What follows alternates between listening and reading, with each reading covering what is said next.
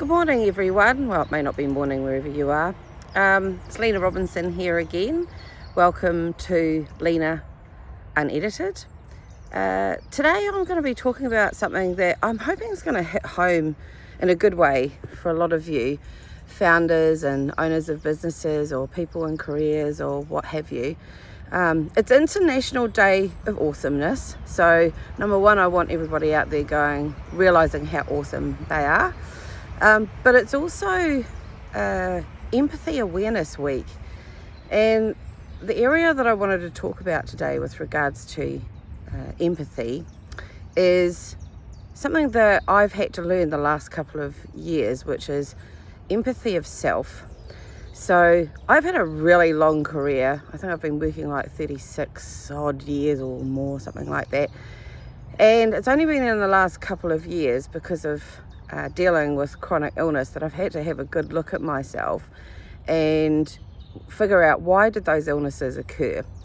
And one of the things that I've learnt is that although I appeared to be looking after myself, like I always make sure when I'm out and about I put my makeup on and look nice, what I hadn't been doing is taking care of my health and well-being in some way. So how was I not doing that? So I had a career in the advertising industry for a really long time where I was doing ridiculous hours, and that started, interestingly enough, prior to being in the ad industry game.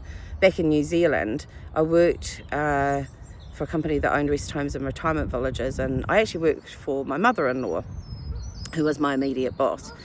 And rightly or wrongly, she gave me, along with my parents, a really good work ethic to work really hard. And unfortunately, what that instilled in me at a really early age, because I was in my teens when I started working there, was to work long hours. And that everything was about working long, working harder, working faster. And for a really, really long time, we're talking decades now of working, I haven't looked after myself. I unfortunately have insomnia, severe insomnia in fact, and sleep apnea as well, and that I've sort of gained in more recent years. So my sleep anyway is not particularly good. And we know that sleeping is something that's really healthy for us and maintains our good metabolism and just good well-being and everything to do with regulating hormones, a million things that it does to help us be healthy and well. So that's one thing I've had to sort of always deal with anyway. But I also would drive myself to work ridiculously long hours, both for the companies that I worked for and also when I started my own business. You see it everywhere, where like people say, go, get. And don't get me wrong, I am hugely ambitious. I wouldn't have been able to get to where I did in my career. And I certainly wouldn't have been able to set up the multiple businesses that I've set up over the years and got them going on my own initially, if it hadn't been for that ambition. However, that ambition came at a cost. There's been times where I've done a really good job of doing things like going to the gym and exercising and that kind of thing, eating nutritiously. But what would always fall down as soon as I would get busy would be that I would probably not eat the right thing, or I wouldn't eat as often as I should do, or if I did eat, it would be the wrong thing. I wouldn't take time to cook good food for myself, think about my nutrition. My gym work would drop off. I would stop doing anything. And then I would self-medicate for lots of different reasons with alcohol and so forth, and going out and partying and thinking, oh, well, that's my reward. Or also I would reward myself with food as well. So lots of things going on.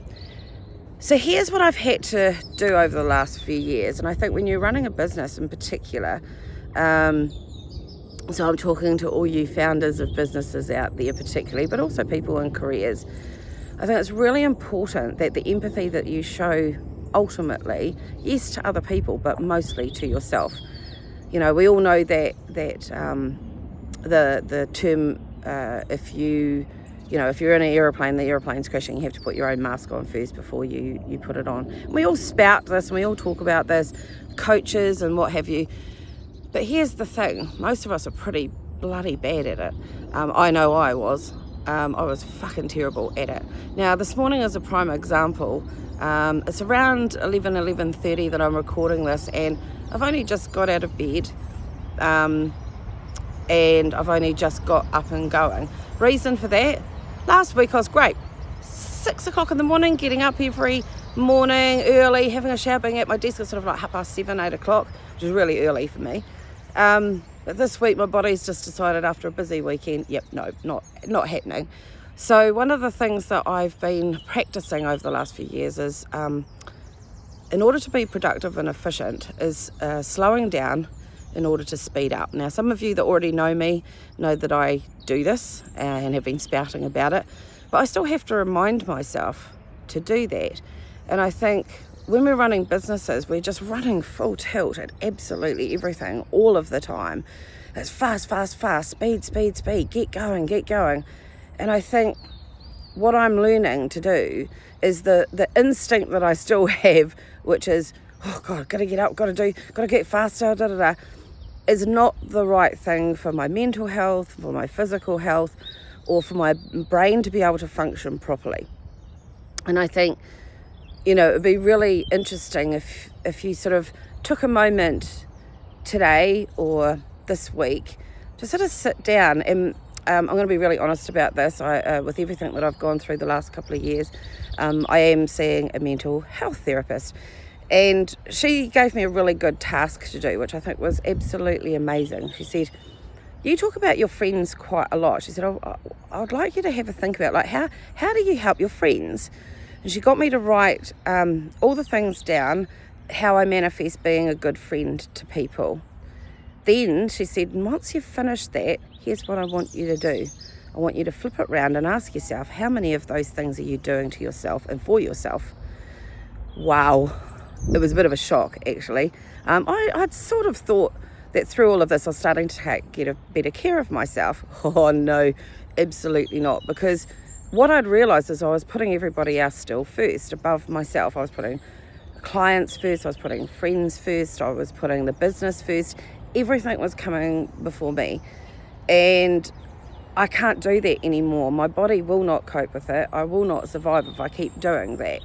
So just that simple task of how do you treat your friends versus how you treat yourself is a good task, I think. What I then did, me being me, I did a mind map. And I kind of put it into, here's the areas I need to think about. And each week I try and, although I haven't looked at it the last couple of weeks, so actually this is a good opportunity for me to kick myself up the arse and do it myself, is look at those, look at the mind map that I've created and go, right, where am I at in a 1 to 10 of these different elements? Sorry, I'm dropping my phone because my arm's getting sore. What of these elements am I actually doing well, and not beating myself up for it as well. So I think what's also interesting as part of that whole thing is that I do beat myself up mentally and emotionally, and that's something I'm working on. And I do see that in a lot of business owners as well. They tend to beat themselves up for what they haven't done. So a couple of years ago, I created a book for myself, a little notebook, and every time I think that something wonderful's happened, a good thing's happened on a project, or I've created something amazing for a client, or I've done something just joyful and amazing, I did initially call it my little book of joy, but now I actually call it my book of wins. I think, that feeling of, I am achieving things, even though it might be micro things and small things. So that's kind of what I wanted to talk to everybody today about. Whatever that journey is going to be different for everyone. What's worked for me is making sure I rest when I need to, sleeping in when I need to, downing tools when I need to, asking for more time sometimes. So for example, prime example of this, I'm doing a proposal for someone. Shout out to Renee and Helen. That will be done today, I promise. I think what you have to sometimes do is, if you've promised a deadline, check with them whether you can extend it if you're not feeling up to it. And I wasn't on Friday. So after the good weekend, I've had a rest, my brain is working better, and I'm going to be able to do that for them today. So I think here's my bits of advice, if you want to take them, up to you. When it comes to empathy, empathise with your own self. When it comes to kindness, be kind to yourself. A very good friend of mine's even put it on his thing where he is being kind to self. So he's tattooed it on his arm. So I would recommend that you do that and just be thoughtful and kind to yourself and do that task that I advised you. So anyway, be kind to yourself and have a good week. And thank you very much for listening. See you later.